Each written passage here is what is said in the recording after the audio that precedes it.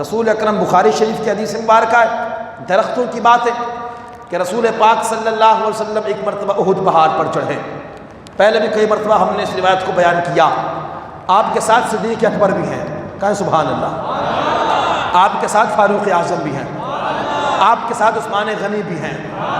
پہاڑ ہے احد کا، پہاڑ ہے، پتھر ہے، بے جان چیزیں ہیں۔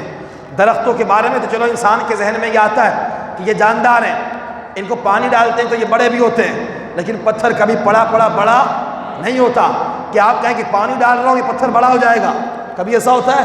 نہیں، پتھر بالکل بے جان ہے۔ لیکن رسول اکرم صلی اللہ علیہ وسلم احد پہاڑ پر چڑھتے ہیں، آپ کے ساتھ صدیق اکبر ہیں، فاروق اعظم ہیں، عثمان غنی ہیں۔ بخاری شریف کی حدیث ہے، جب یہ شخصیات، عمدہ شخصیات، پاکیزہ شخصیات، اعلیٰ شخصیات، اللہ کے رسول اور اللہ کے رسول کے یار جب اس پہاڑ پر چڑھے تو پہاڑ اپنی قسمت پر ناز کرنے لگا، وہ جوش مسرت میں جھومنے لگا۔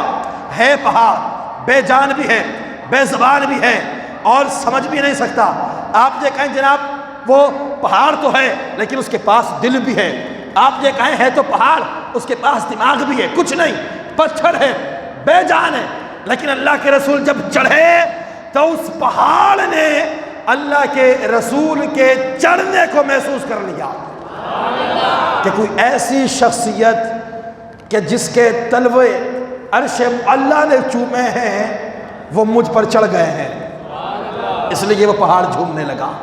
ساتھ میں صدیق اکبر بھی ہیں، فاروق اعظم بھی ہیں، عثمان غنی بھی ہیں۔ جب وہ جوش مسرت میں جھومنے لگا، رش کرنے لگا، ناز کرنے لگا تو اللہ کے رسول نے زور سے اپنا پاؤں اس پہاڑ پر مارا اور اسے کہا کہ رک جا، کیا تو نہیں جانتا کہ تجھ پر ایک نبی ہے؟ کہا سبحان اللہ۔ ایک صدیق ہے، کہا سبحان اللہ، اور 2 شہید تجھ پر سوار ہیں۔ اب پہاڑ کا محسوس کرنا دیکھیے، کیا پہاڑ کو یا پتھر کو کوئی بندہ اپنی بات سمجھا سکتا ہے؟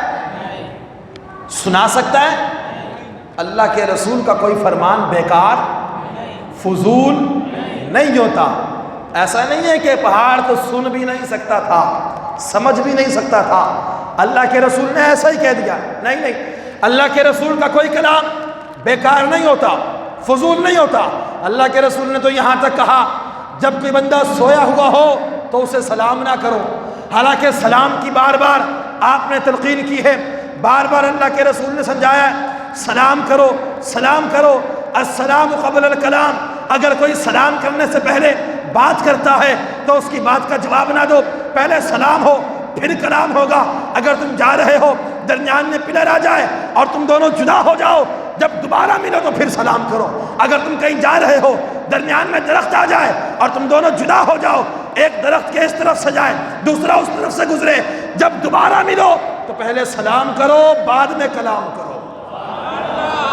اس قدر سلام کی ترغیب دینے والے نبی نے کہا جب کوئی بندہ سویا ہوا ہو تو اسے سلام، آہستہ بولتے آپ لوگ، کیوں؟ کہا اس لیے سویا ہوا ہے، تمہارے سلام کا جواب دینے کی طاقت اس میں، آہستہ نہیں، بلند آواز سے، سلام کے جواب کی طاقت اس میں نہیں ہے۔ لہٰذا جو سلام سن نہیں سکتا، جواب دے نہیں سکتا تو اسے سلام نہیں کرنا۔ لہٰذا جو امت کو سمجھائے کہ جو نہ سننے کے قابل ہو، سمجھنے کے قابل ہو، جواب دینے کے قابل نہ ہو، اسے سلام نہ کرو، تو وہ نبی ایسے پہاڑ سے کلام کیسے کر سکتے ہیں جو پہاڑ سننے کے قابل بھی نہ ہو، سمجھنے کے قابل بھی نہ ہو، جواب دینے کے قابل بھی نہ ہو؟ یہ پہاڑ ہماری بات نہیں سن سکتا، ہم اسے سمجھا نہیں سکتے، وہ ہمیں جواب نہیں دے سکتا، لیکن اللہ کے رسول جانتے تھے کہ ہمارا اور پہاڑ کا معاملہ کچھ اور ہے۔ آپ نے جب کہا اپنی ایڑی مار کر کے رک جا، تجھ پر ایک نبی ہے، ایک صدیق ہیں اور 2 شہید تجھ پر سوار ہیں، اللہ کے رسول کا یہ کہنا تھا کہ پہاڑ اسی وقت اپنی جگہ پر ساکت ہو کر ٹھہر گیا۔ اللہ کے رسول کا فرمان، پہاڑ کا رک جانا، رسول اللہ کی بات کو سننا اور سمجھنا، یہ اس بات کی دلیل ہے کہ اللہ نے ان چیزوں کو قوت گویائی اور قوت سماعت عطا فرما رکھی ہے، لیکن انسان کا جو عام بندہ ہے وَلَٰكِن لَا تَفْقَهُونَ تَسْبِيحَهُمْ، یہ نہیں جانتا، یہ نہیں سمجھتا کہ یہ جتنی بھی مخلوقات ہیں، یہ جتنی چیزیں ہیں، درخت ہیں، پتھر ہیں، بے جان چیزیں ہیں، جمادات ہیں، نباتات ہیں، شجر و حجر ہیں، برگ و ثمر ہیں، بحر و بر ہیں، یہ جتنی بھی چیزیں ہیں یہ کس طرح اللہ کا ذکر کر رہی ہیں۔ انسان ان چیزوں کو سمجھنے سے بالکل قاصر ہے، انسان کو یہ چیزیں سمجھ نہیں آتی۔